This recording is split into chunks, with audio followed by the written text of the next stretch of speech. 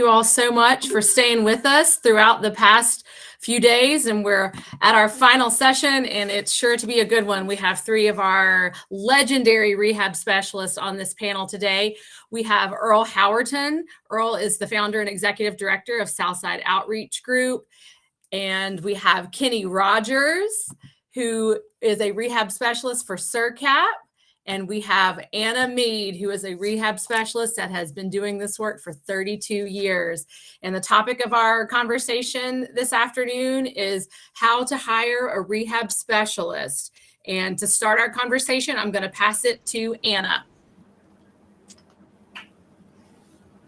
Hey guys, can you guys hear me okay? Okay. Sure can. All right, if I were going to hire me today, first of all, I want an incredible salary because I'm retiring soon. Amen, Anna. Hey, Earl. Hey, Anna. Good to see you. It's always good to see you, Earl. Let's think about what we would do to hire a good rehab specialist. First off, you don't know if they're any good just by looking at their resume. My God, they could be so squeamish that they couldn't stand to see a rat run across the floor. So let's think about it this way. Let's take them out on the job site, let them talk to one of our clients or walk them through a house that we're building. Let's do something so that they get a feel for what a rehab specialist has to do every day. So I want somebody who has some basic knowledge, but who is willing to learn, who's willing to go to the code workshops, who's willing to read that most boring code book. It's guaranteed to put you to sleep. And you're willing to go to any training that DHCD throws at you. So that's one of the requirements I want for a rehab specialist. The other thing I want is somebody who is respectful to the people we work with. That, to me, that's the most important quality that you can have in any person. You've got to come into these people's homes and be respectful. And they can really, a lot of our folks can really push your buttons, but it's really hard to not bite back at them. But Kenny knows this, Earl knows this. We just do the best we can every day. But I really think that a good rehab specialist has to have the personality, a sense of humor, a willingness to crawl around underneath a house with the HVAC guy and say, hey, you got duct leakage here. You have to be able to do everything at any point and not be squeamish about it. So that's what I'm looking at when I talk to a potential rehab specialist. So how do you feel about that, Earl? Well, Anna, I agree with all the above. I really do. And Kenny? Oh, I agree with it too, Anna. You hit it on the head there. I mean, people often ask me, what's a rehab specialist? And I start listing all the things. You're a developer, you're a psychologist, you're an accountant, just pick any of those occupations, and at one time or another, the rehab specialist is involved in it. Because, there may be a situation like we did a community development block grant not long ago, when the guys did their site visit, the neighbor was complaining because the person that was the contractor that was working on our house put their ladder up, and the ladder extended into the neighbor's yard, and the neighbor was upset by that. And it's kind of like, what? He's just putting a ladder there for 30 minutes and he'll be done. And so you go out to a site and you get hit in the face with something like that. Say, well, how do I handle this? And then we did some investigation later and determined that where they thought the property line was the wrong spot. And, you know, our contractor was in his right to put the ladder where he did. But, you know, you get out there on these job sites and that was not planned for you for that day. You know, you were just coming out there to inspect your project site. So everything you listed is definitely on the money, what they need to be. And patience is another good one, because these projects really try your patience sometimes. Yeah, they really do. You have to have a ton of patience. Mm-hmm. And I think that, and I've learned this over the years, I try to always be pleasant when I'm talking with the homeowners, with the contractors, employees. Mm-hmm. Yeah. I get a ton of questions from employees, contractor employees, about how can I qualify for this? How can my mother qualify for this? And you have to be willing to answer all of their questions in minute detail. So, I think one thing that I have learned over the years is I carry dog treats, and now I'm starting to carry kid treats, because I have a lot of 4-year-olds who come up and they want to hold my hand, or they want to go home with me, or they love my flashlight. So, you know, those are things that I can attest. and occasionally I have adult males who love my testing tools. All right. I also can attest. Well, let me share this with you all. I'm copying off Sherry Wilson now. She's from SurCap. SurCap is looking to hire a rehab specialist. Okay, they need a rehab specialist to come aboard. And she sent me pretty much the specification as to what she was looking for in a rehab specialist. And I kind of reviewed and looked over it. And one thing really stood out to me. And the first thing she had on her qualification list, do you have a valid driver license? And I said it to say this, I hired 2 carpenters back in the days, and I didn't ask that question. And when they got ready to come to work, I saw neither one showed up.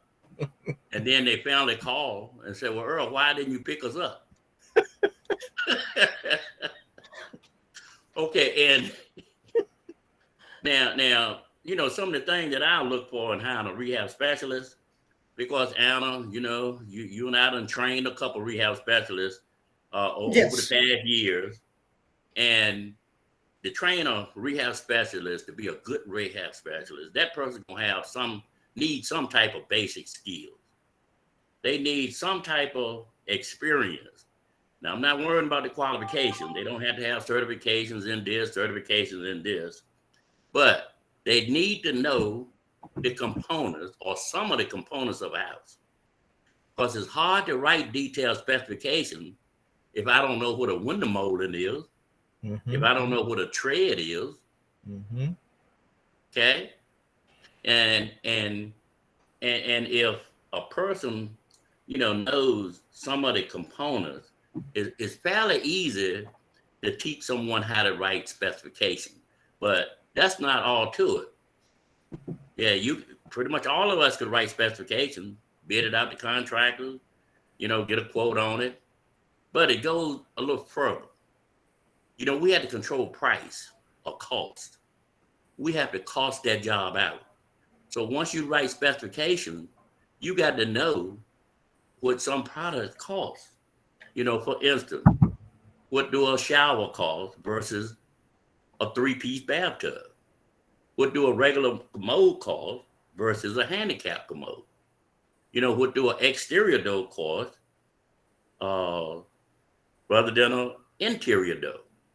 Okay, because you have to follow DHCD's rules, and DHCD's rules is real strict. Your cost estimate cannot exceed 10% over or under the construction cost per job. Now, if the construction costs come in over 10% of the rehab specialist estimate, the rehab specialist is going to have to write a detailed, they're going to have to write a detailed something to a DHCD explaining, look, why is the cost 10% over your cost? So it's very important that the person to know cost, and you got to look at it in these days. We talking about everything with done enhanced itself now. You know, we talking about it's different material. We talking about green building. You know, we're talking about recyclable material that you can use in the house. And you talking about the low VOC. You know, you talking about, you know, carpet, replacing carpet with something like bamboo. That's, you know, easier on the homeowner, you know, easier on the cost. So there's a lot of things that rehab specialist is going to have to know these days, because you got the building code. Now, the building code changes every 4 years, and it's hard to write specification without knowing something about the building code. Is that right now? That is correct. All right. And then another thing, you know, that person needs some type of construction management training. And now you can get all this training because they offer it online or in person, where they used to before COVID. Because construction management, you know, is very important. After you write detailed specification, do your weekly inspection and close the job out. All right, the paperwork coming. You know, you got to get all sort of paperwork on the contract. You got to know about lien waivers. You got to know about subs and supplier, register of employees. You got to know about lead-based paint, lead hazard reduction. You know, you got to know about clearance tests. So there's a whole lot, you know, to being a rehab specialist that I know nobody take for granted. And another thing about the HQS, housing quality inspection. Now, you cannot write a detailed specification without knowing that. You got to know the pass and the fails. So it's a lot. You know, it's a lot for a rehab specialist to know. Not saying that, you know, a person or a firm cannot be trained to be a rehab specialist, but that person it's gonna have to be a certain person, and that person gonna have to have people skills, and that person gonna want to do this kind of work. Yes, and that's the important part, is you have to want to do this kind of work. And so many people want to do it from a computer in a nice safe space, and you can't do that.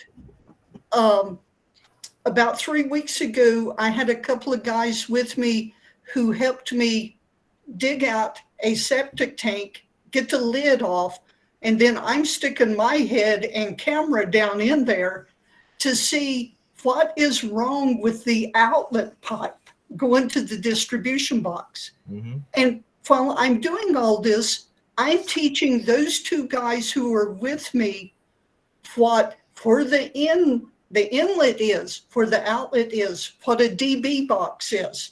So, you know, and these are regular construction guys who they knew how to use a pick and a shovel real good, but they didn't know where the sewage goes when it leaves the house. So we spent some time doing that. And these guys told me later over pizza that, how did you know to do this? And it's just, and then they said, why do you want to do this? You gotta, you know, you shouldn't be wanting to do this. You shouldn't want to stick your head down in a septic tank, but it's part of the job. And it's something, you get your hands dirty, and then you go home with a good feeling because you found a solution to the problem.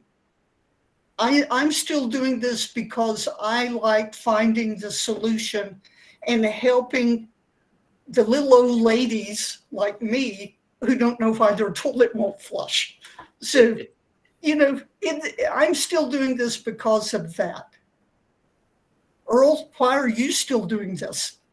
Anna, I can agree with you. Every day, it doesn't a day go by and someone come into my office that, don't have running water, don't have access to septic. Matter of fact, this young lady came in today. She lives in Clover, Virginia. She don't have running water. So if you don't have running water, she don't have access to septic, a roof leaking. And, I did intake on her today. Her income is $600 a month, Social Security. Mm. Now, I'm going to bend over backwards. I'm going to try to help this person all I can. But that's why I do it, because without you and I, Anna, and DHCD and the rest of us, where would this lady be at if we didn't help her? So, I done started a referral. So Southside Outreach Group can't do it all, but I don't mind calling SIRCAP. I don't mind calling Tri-County Community Action. I don't mind calling Virginia Housing. And I don't mind calling RD, because I done utilized all the programs in the past that to make this work. And Sherry, if I could call Sherry, I will. Yeah, Adam, and that was a great story about that septic system. And I said something about the septic system yesterday, and there's a requirement down here in Halifax County that every house we tear down and build a new house, if it has an existing septic system, we got to uncover the septic system, pump it out, and uncover the D-box. Mm. And most of the time when we do that, we incur costs. Mm-hmm. And that cost that we got to come up front with that cost. And Lord forbid if that job, fall through for some reason, we don't get reimbursed. But there's some cost that we're going to have to incur just to get the job done. And we here at the Southside Outreach Group, we're just willing to incur that cost, so we can help someone. And Anna, I'm glad you said something about that septic system, because I hired a guy back, a little young fella back about last year, about 2 years ago. And he was afraid to go under a crawl space, and he was afraid to go up a ladder. So that was a hard train. Okay. Before we continue on with the conversation, I do want to point out that Donald Goodwin made a note in the chat to call Tyrone with stop. Donald, would you like to expand on that? Is that in reference to the septic situation? Any situation. Okay. I've had situations where we've gotten some emergency funds through them. If for whatever reason we find someone during our code inspections that has I don't know, the porch is caved in or something, and they don't have the funds to fix it, and sometimes they have some set aside funds where you don't have to bring the house up to minimum standards just to fix one thing. So that does help. I just thought I would bring that Thank up. you for sharing that with the group today. You're welcome. And a couple of other notes. Ellen pointed out that it's important to stay on top of the paperwork from the beginning as a rehab specialist, so it doesn't get too far behind you when it comes time for compliance. And I think Janet made a very astute observation that a rehab specialist is all about building relationships, and those relationships with all people who are involved with the process of bringing those homes up to safe, warm, and dry, affordable standards. And being a rehab specialist, it also requires a lot of trust. I want my community specialist from DHCD to be able to trust me, that when I tell you something, that is the way it is. And I want to be able to trust my contractors when they call me or text me, that what they're telling me is exactly what's happening on that job. So we have to build a lot of trust in there too. I can't always drive an hour and a half to correct somebody putting a ladder on somebody else's property. So, and Kenny knows that. You just can't always do that. So I need to be able to trust when the contractor calls me and says, hey, I'm having a terrible problem. Please come out here. And I'm going to be there just as quickly as I can. But I need to be able to trust that when I call DHCD, they're going to understand that I'm only calling them because I can't solve that problem. And so give me some trust. Earl and I've worked together on many projects.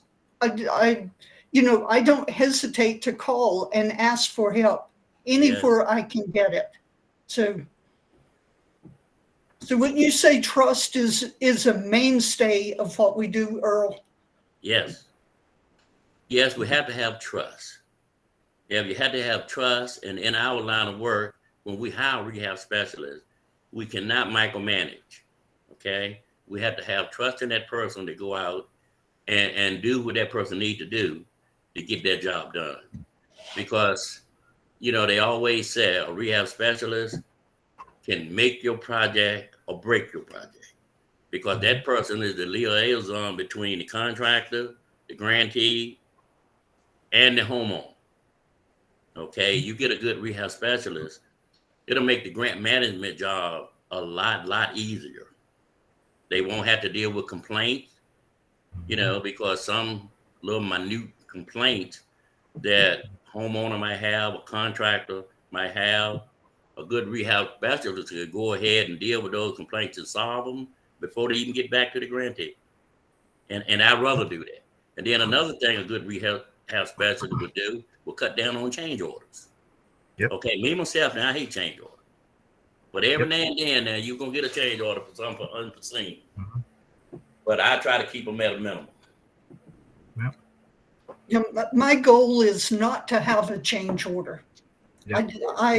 That is really my goal, but occasionally it happens, and when it does, I'm always the first one. I'm always sitting there going, "Oh my God, I can't believe I missed that." So when it happens, I just go on with it and try to do better next time. And Anna and Rogers, I'll let y'all in on something else. Now, I have found this to be very important and very difficult over the years of my tenure. By working with a set budget, when you get ready to rehab a house or build a new house, you got to design that house around your budget. All right? The rehab, you got to rehab that house around your budget. And in doing so, sometimes you do rehab,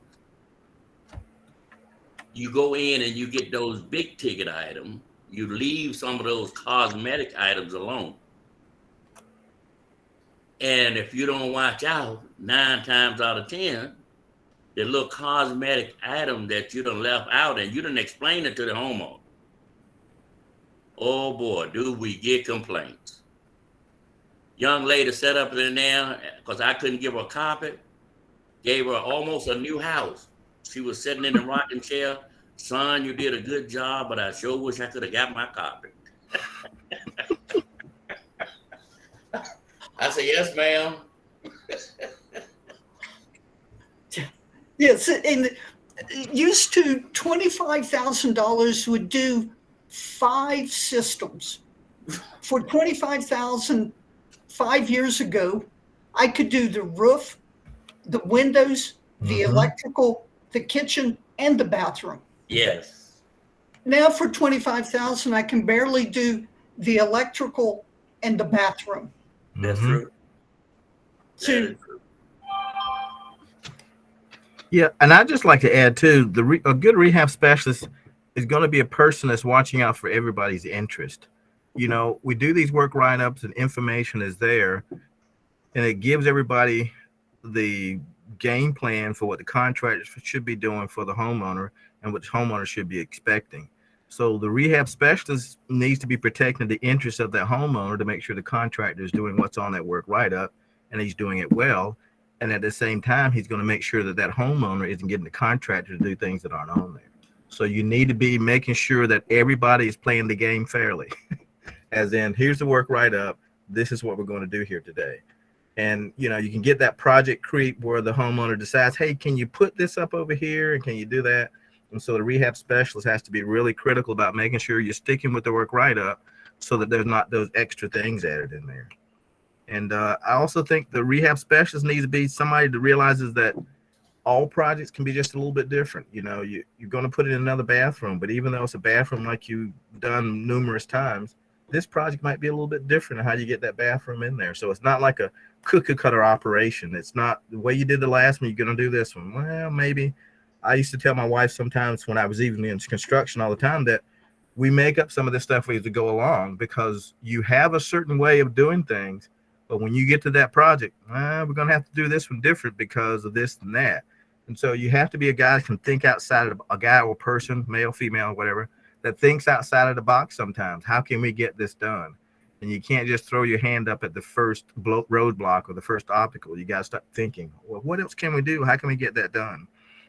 And one other thing, too, I think a rehab specialist needs to know how things go together. You know, when you're doing a new construction house, everything is piece of cake. We're going to put the footer in, we're going to put the foundation walls, we're going to put the joists on. But when you get a rehab you're working with and the door needs to be enlarged, well, the door needs to be enlarged to the bathroom. What is that?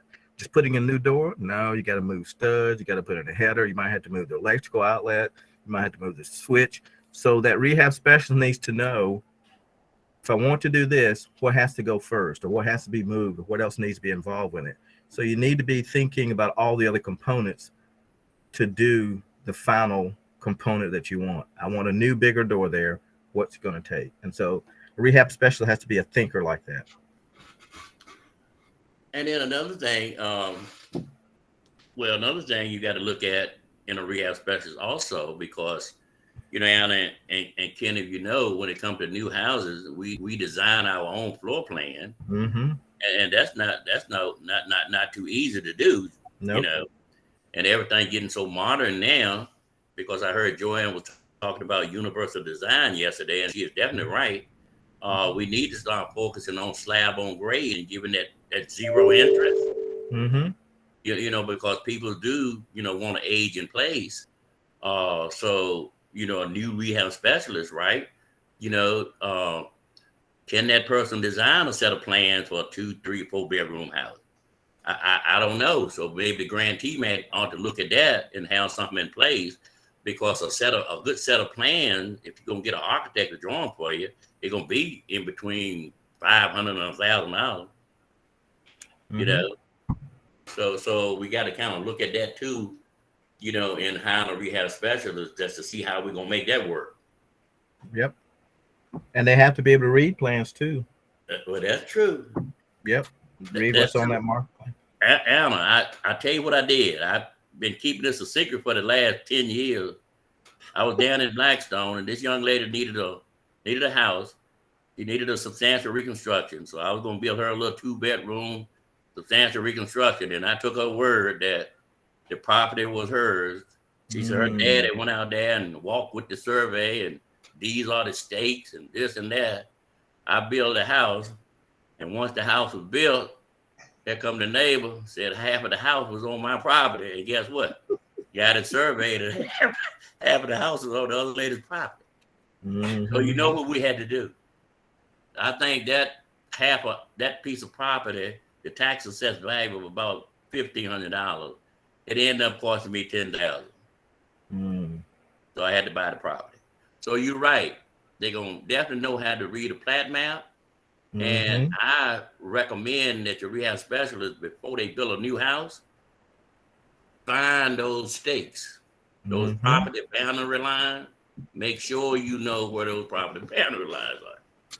Yes, and I don't just take the potential homeowner's word for it. I ask the neighbors Great. and I tried to get everybody, because I did kind of like Earl. The well driller put the well on somebody else's property. Ooh. Wow. He took the surveyor's stake to be the flag from the health department. So he drilled the well on somebody else's property. So that was a huge mistake. Oh man. Yeah. We all have some epic fails in our history. So, but You're right. We have some comments in the chat box that I think are worth noting for everyone. Cherry made the point of acknowledging that working as a rehab specialist on CDBG funded projects is beyond, your typical Monday through Friday, 8 to 5 work day, that you'll be expected to participate in meetings with the locality in the evening times or on different days of the week. And Ellen also brought up a really good point worth noting, is that this work can be emotional work when you go into the homes and you get to know the folks who live there, and that it's a good boundary for yourself mentally and emotionally to have that awareness going into this type of work. it can tug at your heartstrings. I have had several older folks who have passed away within days of us finishing their job. Mhm. And that has never, you never forget those people. One lady, Ms. Armstrong, she died right within 2 weeks of us putting her a new furnace in her house. And she told her children that she had never been so warm in her life. But it's those are things I will never forget her. And that was in 1999, and Joe Blevins was my project manager. That's how long ago that's been. So, there are people that will always stay with you, and it's there's little kids that you never forget, and there's a few mean dogs that I will never forget. Two-legged or four-legged dogs? Some of both.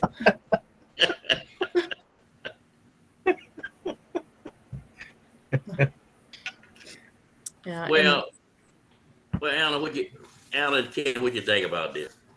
And I know you all probably done ran across or faced this problem too. When you get to this old big 2-story colonial house and you don't have enough money to rehab it, and really if you tear it down, you don't have enough money to build it back because of the family size. Mm-hmm. What do you do? The big 2-story colonials, the big 2-story farmhouses, those are houses I never want to tear down because they're part of our history. That's true. And I have gone so far as to done an abbreviated rehab for if I just have 2 people living there. I'll make the upstairs, I'll put in the smoke detectors, make sure the wiring is safe, but I'll section off the upstairs and not address it and make the downstairs be a safe living space for the elderly couple usually that's living there. But when I have 10 people living in a house, I'm trying to pull in more money from rural development, from FAHI, from anywhere I can get money to be able to address so that entire house can be rehabbed and those 10 people can live in comfort. A few years ago, we got a lot of good money from the Federal Home Loan Bank in Atlanta. here lately, we haven't been able to get any grants from them. So I don't know if we're just looking at it the wrong way, but we need to be able to find more grant money. And in a project that I'm working on that Kathy just recently got is a project in Dickinson County in Trammell, which is an old cold camp type project. We've been able to get some money from the Division of Mined Lands, and so we're going to be doing a lot of blight removal using some of their money and some sidewalk stuff. So, we're always out there looking for more funding and different funds. Right. And speaking Hey, of funds, Joanne did point out in the chat that the grant manager could order a survey for homes to know where the utilities and structures can be located, because it is an eligible construction related soft cost with CDBG. Wanted to make sure that we shared that with everyone. And Kenny, I think you started to talk right as I did. I'll pass it to you. Okay, thank you, Kathy. Well, I was just going to say, Anna just listed another one of those things that a rehab specialist needs to be good at. They not only just writing up what the work write-up is going to be, what's going to be done, well, how are we going to pay for that, how we fund it.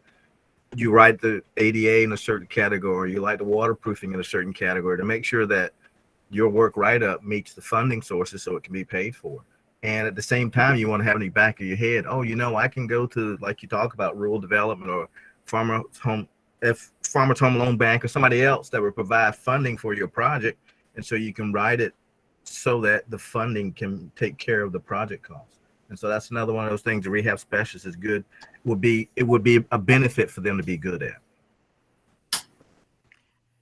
Now I'm going to ask something. So what happens when, and I'll tell a brief short story. What happens when the rehab specialist is not a good fit and you need to pat him on the back and tell him to go back to his day job?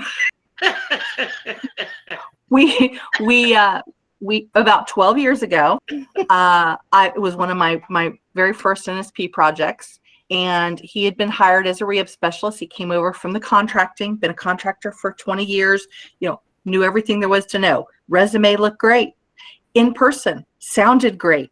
Got to a job site with me, and I will tell you that I used to deal in foreclosures a lot. So the bank had their appraiser out and missed what he found. They had a home inspector for the bank that missed what he had found. Then they had a second home inspection because they thought there was a structural issue and still missed what he found. And he came on site, and within 10 minutes, he said, Ms. Miles, you got to come over here.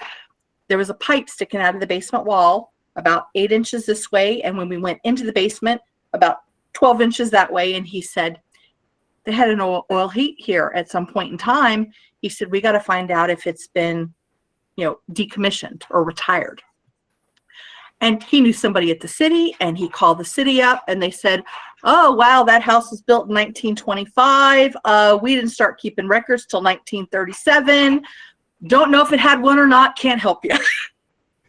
But he said, I've got a metal detector. So he got his metal detector out. He found it, and it had not been decommissioned, which was a big problem. So took him for coffee, thrilled with the knowledge, right? And I said, okay. I said, well, I need you to do a full write-up for me, do a scope of work. Let's see what you can do. He says, oh, I got that right here. And he took his napkin and he wrote on his napkin from the coffee, and he said, well, let's see, NSP pays out $45,000 per house. The kitchen's been ripped out. So second line said kitchen $15,000. Third line said rest of the house $30,000. He said, see, Ms. Miles, no change orders. Here you go. I kept that napkin in my office in Richmond for years, pinned to my corkboard, because that is not what you do. He had the knowledge base, but he never did write-ups because he was a handshake kind of guy with his homeowners. And when he looked at all of the paperwork and the scopes he went back to contracting. He never did that house. So what have you all experienced, and what kind of things do you see, and if they're not a good fit? So Sherry, let me be sure. You're saying the napkin note was too detailed? Is that what you think?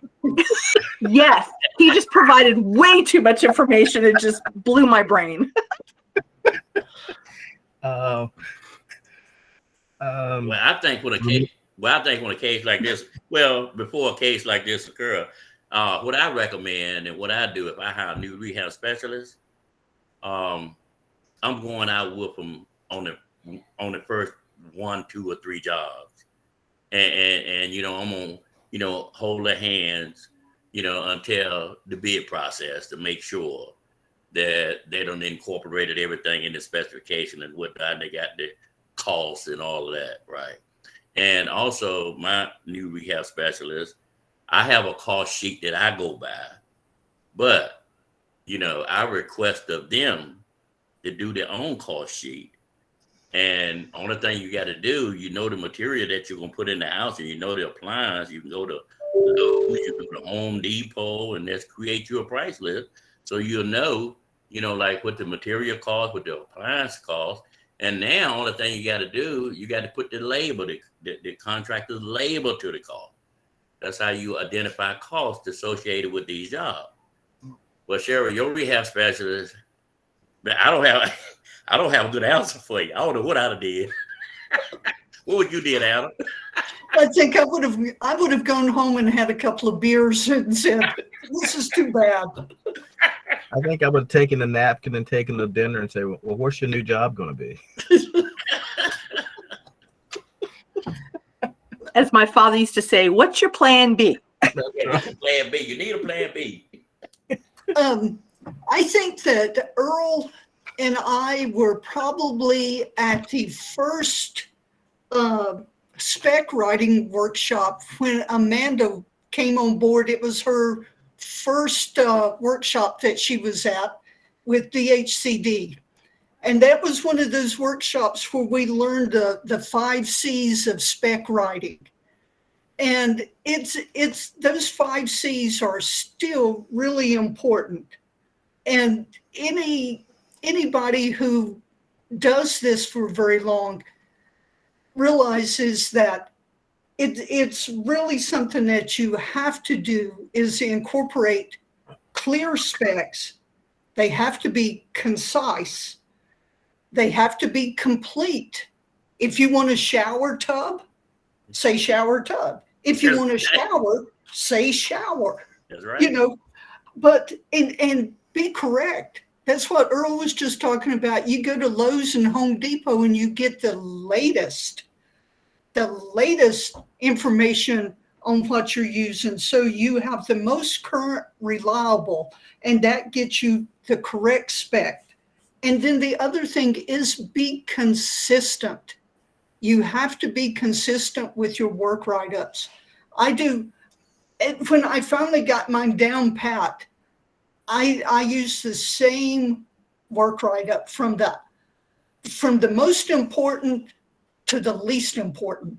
And to me, the least important is specialized cleaning for lead clearance.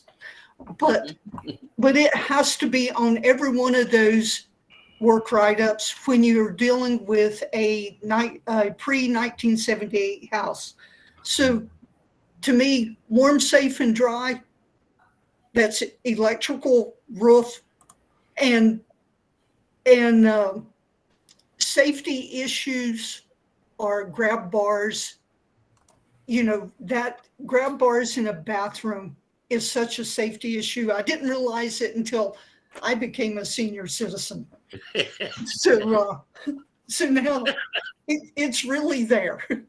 Yeah. So we gotta think warm, safe, and dry always, but you've got to use those 5 C's, and then you still have to learn how to specify whether you want carpet, sheet vinyl, pergo, bamboo, what you want on the floor. You got to be clear about it all the time.